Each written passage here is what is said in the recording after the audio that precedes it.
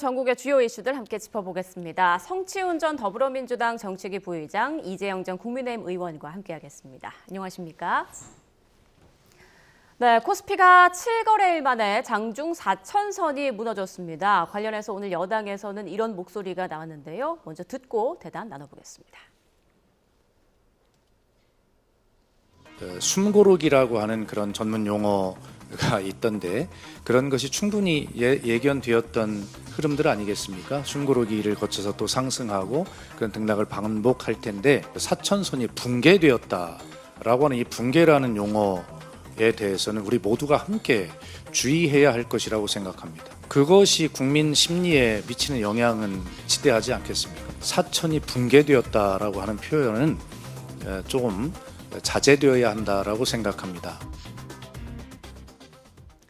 네, 박수현 수석 대변인, 붕괴라는 표현은 자제해야 한다면서 숨고르기 정국이다 이렇게 표현을 했습니다. 그렇죠. 우리가 계속 뭔가 주가가 쭉 올라가다가 멈춘 거잖아요. 그러니까 계속 하락하다가 어떤 선이 무너지면 정말 어느 선마저도 붕괴되었다라고 표현할 수는 있습니다만 지금처럼 계속해서 상승 랠리를 이어오다가 잠깐 조정 기간, 숨고르기의 기간에 들어갔는데 이것을 붕괴되었다라고 표현하는 것은 심리적, 그러니까 투자자들로 하여금 그 포비아를 줄 수 있거든요. 그렇게 되면 이 패닉 셀링으로 이어지게 됩니다. 합리적으로 판단하지 못하고 너도 나도 그냥 다 매도에 뛰어들게 돼버리면 또 전체적인 주가에 영향도 주게 되고 투자자에게도 안 좋은 결과로 이어지기 때문에 그런 붕괴라는 표현이 이들에게 좀 자극적인 표현일 수 있기 때문에 그런 것들을 좀 자제하자라는 말씀을 하신 걸로 보여지고요. 예. 제가 방송 들어오기 직전에 보니까 지금 4천선 회복했다가 전후로 지금 왔다 갔다 하고 있거든요. 사실 지금 너무 오랜 기간 동안 상승 랠리를 이뤄왔기 때문에 이 국면이 언젠가 올 거라는 예측들은 다 있었기 때문에 이 상황을 붕괴다, 지금 코스피가 흔들린다 이런 식의 과도한 표현을 자제하자는 차원에서 수석 대변인께서 말씀하신 걸로 보여집니다. 네, 투자 심리 불안을 조장하지 말자 이런 취지다라고 말씀을 해주셨는데 국민의힘에선 코스피 5천 숫자 집착의 끝은 언론 입틀막인가라고 비판을 했더라고요. 증권 전문가가 숨고르기다, 붕괴다, 이런 얘기하면은 충분히 이해가 갑니다. 왜냐하면 그건 이제 전문성이 담겨져 있는 그런 분석이니까요. 근데 지금 여당에서 나오는 그 코스피에 대한 집착, 5천이 꼭 가야 된다. 4천 넘었으니까 이게 모든 게 다 성공했다. 이런 식으로 얘기하는 것, 즉 본인들이 지금 그 벌려놓은 행각이 있잖아요. 특히 부동산 관련돼서 굉장히 큰 지금 여파가 몰아오고 있는데 이거를 상쇄하기 위해서 주식을 계속 얘기해 왔거든요. 혹시 그 부분에 있어서 자기네들이 할 말이 없어질까 봐, 혹시 거기에 대해서 이것이 주가가 떨어졌을 때 진짜 부동산 관련된 큰 여론이 악화될까 봐 그거에 걱정하는 정치적 행위이기 때문에 그것이 너무 역력히 보이기 때문에 지금 야당에서는 당신이 무슨 주가를 걱정해서 그런 얘기를 하느냐, 정치적 의미를 담겨서 그런 얘기를 하고 있는 거 아니냐라고 비판하고 있는 거죠. 네, 증시나 부동산 추이가 정치권에서 민감할 수밖에 없는 그런 이슈인데 앞으로 또 여론은 어떻게 움직일지 두고 봐야겠고요. 자, 재판 중지법을 두고 당정 간 엇박자 논란이 재점화된 가운데 정청래 민주당 대표는 진화에 힘쓰는 모습입니다. 또 강철 체력으로 알려진 이재명 대통령은 감기 몸살로 공개 일정을 취소했는데요. 화면과 함께 정리를 해보겠습니다. 네, 어제 이 대통령의 시정연설이 끝난 직후 SNS에 에이펙도 시정연설도 A급이라고 추켜 세운 정청래 대표. 이어 오늘의 포토제닉이라는 제목으로 이 대통령과 활짝 웃으며 손을 맞잡은 사진을 또 올렸습니다. 이 사진을 보면 정청래 대표는 두 손으로, 이 대통령은 한 손으로 악수를 하고 있고 또 눈을 마주치지 않고 있는 모습인데요. 당과 대통령실의 엇박자 논란에 대한 기자들의 질문에 정 대표는 말을 아꼈습니다. 혹시 섭섭함 대통령께 그런 감정이 어떻게 있으신가요? 한중재법 관련해서 대통령께서 정쟁 끌어주는 넘어져. 네, 수고하셨습니다. 네. 네, 그리고 오늘 민주당 최고위원회의에서는 이런 말을 했습니다. 들어보시죠. 계엄이 성공했더라면 이재명 대통령도 당대표인 저 정청래도 이 세상 사람이 아니었을 것입니다. 이제 우리 민주당은 이재명 국민적 주권정부의 성공을 든든히 뒷받침합니다. 어려운 외교 환경 속에서도 이재명 대통령께서 대한민국의 위상을 높이신 점에 깊은 존경과 감사의 뜻을 전하며 국회에서 우리 당의 역할을 다하겠다고 다짐합니다. 네, 그런가 하면 이재명 대통령은 오늘 예정됐던 소방공무원 격려 오찬 일정을 취소했는데요. 대통령실 관계자가 감기 몸살 여파라고 설명한 걸로 알려졌습니다. 아무래도 최근 아세안 정상회의부터 에이펙 정상회의까지 강행군을 한 탓에 피로가 쌓인 것 같은데요. 어제 국무회의에서도 대통령의 목소리가 잠겨 있었고 직접 감기 몸살을 언급하기도 했습니다. 내가 지금 감기 몸살이 걸려서 목소리가 좀 이상한 거 이해 부탁드립니다. 자, 먼저 정청래 대표, 이재명 대통령을 향해서 존경과 감사를 표한다 이런 말도 했습니다. 명청 갈등설이 불거진 이후 여러모로 좀 진화에 힘쓰는 것 같아요. 참 당정 관계가 어렵습니다. 뭐 갈등이 없으면 수직적 당정 관계다. 예. 뭐 그 애를 정당을 향해서 무슨 뭐 대통령실의 여의도 출장소냐 이런 비판을 받고 약간의 이견이 나왔을 때는 또 당정 갈등이다. 이런 얘기, 명청 갈등이다 이런 얘기가 나오잖아요. 그렇기 때문에 참 정치가 어렵다는 말씀을 드리고 싶고 저는 엇박자라는 표현보다는 네. 당은 당의 역할을 했고 또 정부는 정부의 역할을 했다라는 말씀을 드리고 싶습니다. 왜냐하면 당이 재판중지법을 추진했던 것은 사실상 지금 각급 법원의 판단에 의해서 중지되어 있는 재판에 대해서 계속해서 야당에서 국민의힘 측에서 재판을 재개하라는 압력을 가했거든요. 그거에 대해서 당 차원에서는 그걸 반응할 수밖에 없었다라는 생각이 들고요. 대신에 이 정부에서 이재명 대통령 입장에서는 굳이 중단되어 있고 뭐 이재명 대통령이 중지시킨 것도 아니고 또 조희대 대법원장이 중지시킨 것도 아니고 각급 법원이 알아서 잘 판단한 것, 알아서 헌법 84조에 대한 해석을 잘 해서 중지시킨 것에 대해서 굳이 이것을 법으로서 또 막는 것 자체가 행여 지금 에이펙 때문에 국민들의 관심이 다 외교적 성과에 지금 쏠려 있는데 또 정쟁이 뭔가 있는 거 아니야라는 생각을 하실 수 있기 때문에 예. 굳이 이 타이밍에 이걸 추진하는 것은 부적절하다라는 입장을 대통령실에서 주신 것으로 보고요. 저는 이렇게 수평적 당정관계에 의해서 당은 할 일을 하고 때로는 정부가 브레이크를 걸어주는 게 건강한 당정관계라고 생각을 합니다. 예. 그렇기 때문에 다만 지금 계속해서 이재명 정부 출범한 지 지금 몇 달 안 됐잖아요, 사실. 근데 몇 달 동안 뭔가 외교적 성과나 홍보를 할 만한 사항이 있을 때마다 정치권에서의 좀 갈등 때문에 이런 것들이 좀 빛이 바랜다라는 평가들도 있었기 때문에 저는 당에서도 이런 것들은 좀 앞으로 정책을 추진함에 있어서 좀 신중히 고려해야 되는 부분은 맞다고 생각합니다. 예.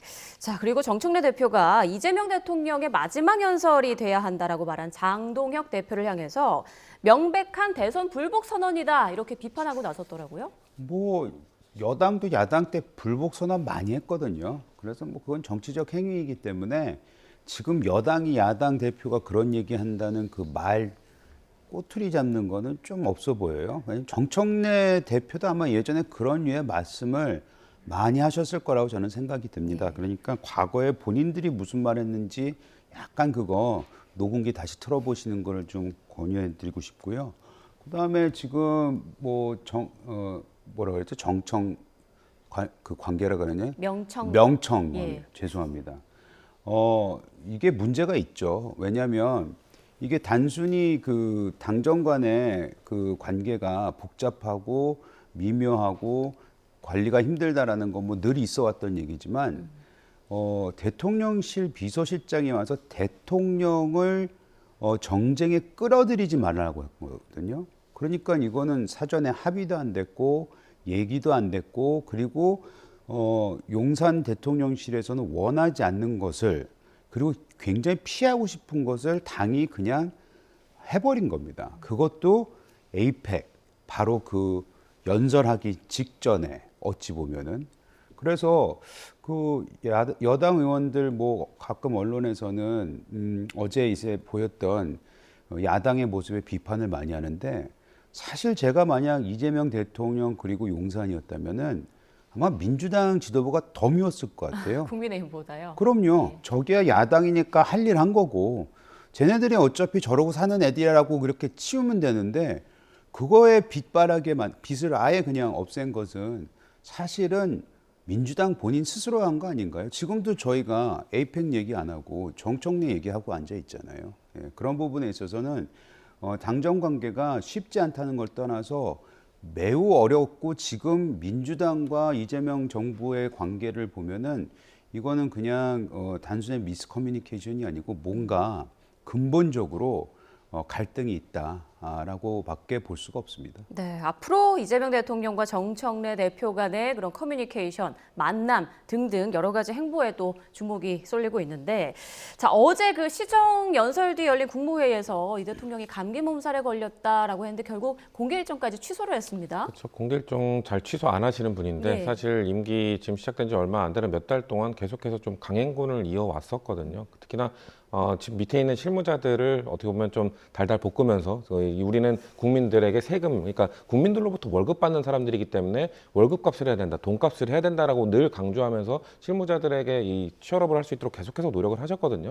아마 실무자들에게 그렇게 압박을 하셨기 때문에 본인도 책임감을 느끼고 쉬지 않고 일을 해오셨던 걸로 알고 있습니다. 사실상 거의 휴가 기간도 없이 계속해서 일을 해오셨기 때문에 특히나 에이펙이라는 우리는 지금 에이펙의 성과도 좋고 그리고 사실상의 한국이 좀 위상이 올라갔다는 걸 사람들이 느낄 수 있는 뭐 이른바 국뽕에 취한다라는 표현도 많이 나올 정도로 그런 기간이었습니다만 이 국가 원수로서 그 느꼈던 부담감이란 건 어마어마할 것이거든요. 그렇기 때문에 또 요즘 또 독감이 유행이에요. 그 감기에 딱 걸리신 것 같고 그런 상황에서 에이펙을 좀 성공적으로 마무리하시고 긴장이 풀린 상황 속에서 외부 일정을 좀 취소하실 정도로 몸 상태가 안 좋은 것 같은데 곧 또 바로 털어내고 나오실 거라고 생각합니다. 네, 건강한 또 이재명 대통령의 모습 기대해 보고요. 주제를 좀 바꿔보겠습니다. 지난 7월 재구속된 이후 특검 조사와 재판에 잇따라 불출석했던 윤 전 대통령 최근 연달아 재판에 출석하고 있는데요. 최근 증인으로 출석한 곽종근 전 사령관과 공방을 주고받는 과정에서 폭탄 발언이 나오기도 했죠. 잠시 들어보시죠. 처음에 폭탄주를 막 돌리기 시작하지 않았습니까? 그죠? 술 많이 먹었죠? 그날. 술 드세요. 뭐 거기서 무슨 뭐 시국 얘기할 그럴 상황은 아니지 않습니까? 차마 그 말씀을 안 드렸는데 한동훈이하고 일부 정치인들 일부 호명하시면서 당신 앞에 잡아오라 그랬습니다. 당신이 총으로 쏴서라도 죽이겠다고 했습니다. 지금 구속된 상태라서 식사 문제가 있어서 네. 네. 아니 근데 이건 피고인 입장이고 지금 기관 입장에서 저 교도관들도 다 지금 식사도 하시러 가셔야 되고 하는데 이거 일단 그 대통령이 폭탄주 마셨다는 이야기를 할 필요가 있습니까? 음주 습관이 이번 불법 계엄의 한 원인이다. 그리고 물론 그보다 더 중요한 원인은 김건희 씨에 대한 애틋한 그럴까요? 그것하고 음주 습관과 결합이 된 발작적 계엄이었다. 발작적 계엄. 망상적 계엄이었다. 네, 당시 상황을 보면요. 윤 전 대통령이 직접 신문에 나서지 않았다면 곽 전 사령관이 저런 폭탄 발언을 안 하지 않았을까 이런 생각도 드는데 지금 윤 전 대통령이 꼬박꼬박 출석을 해서 적극적으로 발언을 하고 있지 않습니까? 이게 과연 좋은, 그러니까 득이 되는 그런 전략일까요? 아닌 것 같은데요. 곽종근 사령관이 얘기했던 부분에 대해서 신뢰성을 떨어뜨리기 위해서 그날 술 많이 먹고 당신 기억이나 제대로 하는 거야. 그런 식으로 얘기를 하려고 했던 것이 아닌가라는 그 전략인 것 같은데 사실은 그 말을 해버림으로써 늘 정치권에서 우려했던 윤석열 전 대통령은 너무 술을 많이 마신다라는 부분을 확인해 주신 거고 오히려 본인이 한 얘기를 기억하지 못하는 건 아닐까라는 우려를 낳게 하고 그러면은 개엄 날에도 혹시 그런 일이 있었던 건 아닌가라는 생각까지 그런 상상까지 하게끔 하는 매우 안타깝고 본인 스스로의 이런 그 법정에서의 모습이 매우 좀 실망스럽네요. 네, 자 조금 전 들어보셨죠. 보수논객 조갑재 대표는 이렇게 말했습니다. 김건희 씨를 향한 애틋함과 음주 습관이 결합한 발작적 계엄 그리고 망상적 계엄이다. 이 평가에는 동일하십니까? 동의합니다. 근데 이 과한 표현이죠. 과한 표현을 저희 민주당에서 한 게 아니라 보수의 대표적인 논객인 이 조갑재 대표가 하신 거 아니겠습니까? 저는 보수 진영에서 더 뼈아프게 받아들일 수밖에 없는 표현이다라는 생각이 들고요. 사실 뭐 윤석열 전 대통령이 음주를 좋아한다는 것은 뭐 널리 알려져 있던 사실인데 그것을 본인의 입으로 10월 1일 작년 국군의 날에 국군 수뇌부 20명을 불러서 우리 그때 다른 뭐 국정과 관련된 이야기 안 하고 술만 진탕 마시지 않았어? 라고 말하는 것 자체가 아까 의원님께서 말씀하신 것처럼 곽종근 전 사령관의 그 신뢰도를 실추시키겠다고 그걸 어떻게 보면 자백을 해버린 것이거든요. 모든 국민 앞에 우리의 전직 대통령, 파면당한 대통령이지만 전직 대통령이 늘 음주를 즐겼고 군인들 불러서 장성들 불러서 거기서도 그냥 소맥을 먹으면서 취할 때까지 마셨다. 이거를 자백한 거나 다름없기 때문에 조갑재 대표가 그런 좀 안타까운 측면에서 이런 것들은 사실상 뭐 발작적 계엄, 그 망상적 계엄이었다라고 아프게 지적한 걸로 보여집니다. 네, 윤 전 대통령이 과연 앞으로도 지금의 전략을 계속 고수할지 아니면 앞으로 입을 좀 닫을지 그런 부분도 좀 두고 봐야겠습니다. 다음 이슈입니다. 김영남 전 북한 최고인민회의 상임위원장이 사망을 하면서 대북 조문 외교가 성사될지에 관심이 쏠리고 있습니다. 김영남 전 위원장, 북한의 3대에 걸쳐서 외교 중책을 맡았고 우리나라에도 방문한 적이 있는데요. 화면과 함께 보겠습니다. 네, 조선중앙통신은 어제 우리 당과 국가의 강화 발전사에 특출한 공적을 남긴 김영남 동지가 97살을 일기로 고귀한 생을 마쳤다라면서 보고를 전했습니다. 사인은 암성 중독에 의한 다장기 부전이라고 덧붙였는데요. 김정은 국무위원장은 어제 새벽 1시쯤 주요 간부들과 함께 조문을 한 것으로 알려졌습니다. 김영남 전 위원장은 일제강점기 시절 항일 애국자 집안에서 태어나 20대 때부터 외교 요직을 두루 거쳤고요. 김일성, 김정일, 김정은 3대 권력 체제가 변화하는 동안 그 흔한 좌천 한 번 당하지 않았습니다. 지난 2018년 평창 올림픽 때는 김여정 부부장과 함께 우리나라를 찾아 문재인 당시 대통령과 함께 경기와 공연도 보고 악수도 나눴는데요. 북한 외교관 출신인 태영호 전 국민의힘 의원은 김 전 위원장이 친구의 아빠였다며 인연을 소개했습니다. 제가 12살 때 북한의 평양 외국어 학원이라는 게 있어요. 거기에 제가 입학을 했는데 저희 학급에 김영남 상임위원장의 막내 아들 김동호가 저하고 한 학급이 된 거예요. 그래서 제가 그 집에 자주 놀러 갔는데 후에 제가 대학을 졸업하고 외교부에 이제 입부했거든요. 그때는 또 외교부장이었어요. 김영남 상임위원장이 제 친구가 후에 또 외교부에 들어와서 또 같은 직장에서 근무하면서 12살 때부터 쭉 봐왔죠. 그리고 김동호가 저와 제 아내를 만날 수 있게 중매도 서주고. 네, 그러면서 그가 60년간 2인자 자리를 지킨 비결은 김 씨 일가에 대한 완전한 충성과 뛰어난 상황 판단이라고 분석했습니다. 또 국정원장을 지낸 박지원 더불어민주당 의원은 그와 10번 정도 만났다며 조문 대북 특사를 자처했는데요. 들어보시죠. 10차례 만났고 저희가 2000년 6.15 남북정상회담을 합의하면서 북한 특사와 남한 특사 박지원, 송옥영 간에 4.8 합의서가 있어요. 그분이 경북고등학교 출신입니다. 아, 그런가요? 예, 대구 출신이에요. 오. 키가 훤칠하고. 만약에 특사로 가셨어요. 그럼 어떤 말씀을 하고 싶으십니까? 대화하자. 그리고 북미 정상회담도 빨리 하는 것이 이익이다 하는 손익 개념으로 접근하려고 그랬어요.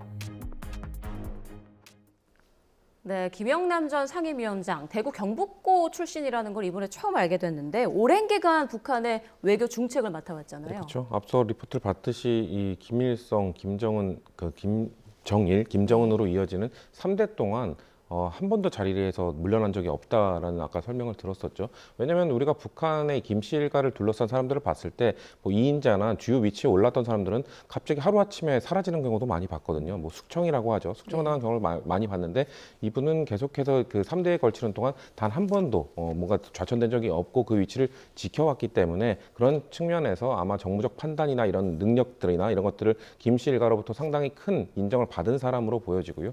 아까 저희 당의 박지원 의원께서 그런 말씀을 하신 것도 역시나 남북관계가 좋았을 때도 아닐 때도 늘 중요한 역할을 맡았던 분일 겁니다. 그렇기 때문에 남북관계가 좀 좋았을 때 대화가 그래도 원활하게 이루어졌을 때도 아마 중요한 역할을 하면서 우리나라의 인사들과도 좀 교류를 했던 분이 것이기 때문에 아마도 그런 차원에서 박지원 의원께서 직접 특사로 가겠다라는 말씀하신 걸로 보여지고요.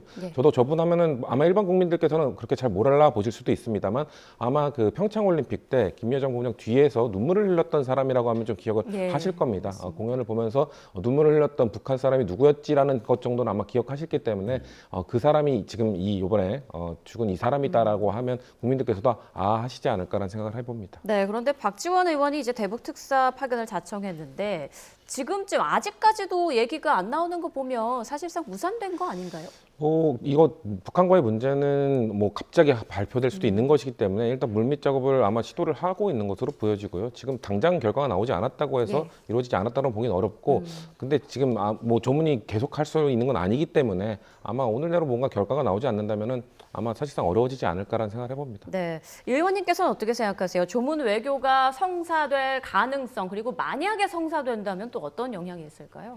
글쎄요, 북한이 지난 뭐 몇 년간, 특히 최근에 이재명 대통령이 된 이후에도 보여왔던 모습을 보면 이것이 성사되기는 쉽지 않아 보인다라는 생각이 좀 들고요. 뭐 김영남 상임위원장, 전 상임위원장이죠. 뭐 그 북한에서의 역할은 누구도 부인할 수 없는 것만큼은 사실인 것 같습니다. 근데 오늘 그 국민의힘의 우재준 청년 최고위원이 본인 페이스북에 아주 의미심장한 말은 올렸던 것 같아요. 뭐냐면 박지원 전 최고 박지원 의원께서 본인이 이제 자청하면서 본인이 가겠다. 이 부분에 대해서 서해 수호의 날에 단 한 번도 안 나타나고 각종 그 북한의 만행에 대해서는 북한을 옹호하는 듯한 발언을 하셨던 분이 이럴 때는 자청해서 나가겠다고 하는 이런 부분에 대한 비판을 했는데 저는 그런 비판은 좀 시사하는 바가 크다고 생각합니다. 알겠습니다. 자, 지금 시간이 얼마 남지 않았는데요. 마지막 이슈로는 문재인 전 대통령 얘기를 좀 해보겠습니다. 문 전 대통령이 경남 양산에서 운영 중인 책방을 기반으로 유튜브 활동에 나설 예정인 것으로 알려졌습니다. 관련 녹취 잠깐 들어보시죠. 문재인 대통령이 평산 책방을 운영하시잖아요. 맞아요. 네. 평산 책방에 책 소개하는 유튜브 방송을 지금 준비하고 있습니다. 제가 진행하는 역할이고 문재인 대통령이 책을 소개하는 역할이고 제 역할은 상당히 적고 대통령이 소개하는 부분은 상당히 많고. 지금 문 전 대통령과 탁현민 교수가 함께 방송하는 걸 준비하고 있는 것 같은데 만약 실제로 하게 되면 전직 대통령이 유튜브 방송을 정기적으로 진행하는 첫 사례가 되지 않겠습니까? 그렇죠. 근데 뭐 이걸 또 너무 크게 확대 해석할 필요는 없다고 보는 게요. 지금도 문재인 대통령께서는 SNS에 책 소개를 계속 정기적으로 올리고 계시거든요. 그 활동을 이제 유튜브로 찍어서 좀 더 자세하게 알려드리겠다라는 생각으로 봐주시면 될 것 같고요. 아무래도 유튜브 활동을 재개하는 것, 이것들은 지금 다른 뭐 정치 유튜버들이 너무 워낙 정치적 발언을 세게 하고 이런 것들을 알고리즘을 해치고 있는 문제가 좀 사회화 문제화되고 있기 때문에 그런 뭐 예측들도 나오고 있습니다만 정적으로 그냥 책방 소개, 책 소개와 관련된 것들입니다. 그러니까 문재인 전 대통령 개인 계정의 유튜브를 여는 것이 아니라 평산 책방이라는 지금 운영하고 계신 그 책방의 계정이 열리는 것이고 책방 안에서 진행하는 프로그램에서 책 소개를 하는 책찍이 역할을 하시는 것이기 때문에 무슨 정치적 발언이나 이런 게 나오는 게 아니라 지금까지 쭉 해오셨던 것만큼 똑같이 SNS에 나왔던 책 소개를 유튜브 영상으로 국민들께 알려드리는 것뿐이다라고 말씀드리겠습니다. 네, 정치적으로 큰 의미를 둘 건 아니다라고 말씀을 하셨는데 어찌됐건 문 전 대통령이 매일 나와서 어떤 이야기를 한다면 뭐 언론과 또 정치권에서는 관심을 가질 수밖에 없을 텐데 정치적으로 득실이나 영향은 좀 어떻게 될 거라고 보세요? 글쎄요, 일단 전직 대통령이라고 해도 건강하고 괜찮은데 계속 가만히 있으라고만 하면 그것도 좀 답답하겠죠. 근데 이제 유튜브를 통해서 책 소개를 한다. 뭐 취지는 좋은 것 같고 그 정도 선에서 이제 끝날 것 같다고 이렇게 비춰지긴 하지만 방금 말씀하신 대로 그럼에도 불구하고 전직 대통령이고 아직도 소위 말하는 문재인계 또 문재인을 따르는 정치인들 그리고 문재인을 통해서 입문한 정치인들이 꽤 많잖아요. 그들이 이제 지방선거 다가오고 또 얼마 안 있으면은 진짜 얼마 안 남았네요. 28년이면은 또 총선이 다가오지 않습니까? 그리고 지금 아까도 말씀드렸던 명청 관계에 있어서의 그 이상한 그런 움직임들 이런 것들을 봤을 때 정치적으로 충분히 영향력을 행사할 수 있을 만한 플랫폼이 되지 않겠냐라고 지금은 의심할 수는 있겠죠. 이것이 어떻게 될지는 조금 더 두고 봐야 되겠지만 어쨌든 간에 꽤 많은 팬을 가지고 있는 문재인 전 대통령이 매일같이 라이브로 이렇게 나온다? 그러면 그거는 최소한 사람들의 시선은 꽤 많이 끌지 않을까라는 생각이 듭니다. 네, 일단 구독자 수가 어느 정도나 될지도 하나의 또 관심거리가 될 것 같네요. 네, 두 분과는 여기서 인사 나누겠습니다. 지금까지 성치훈 전 더불어민주당 정책위 부의장, 이재영 전 국민의힘 의원과 함께했습니다. 고맙습니다.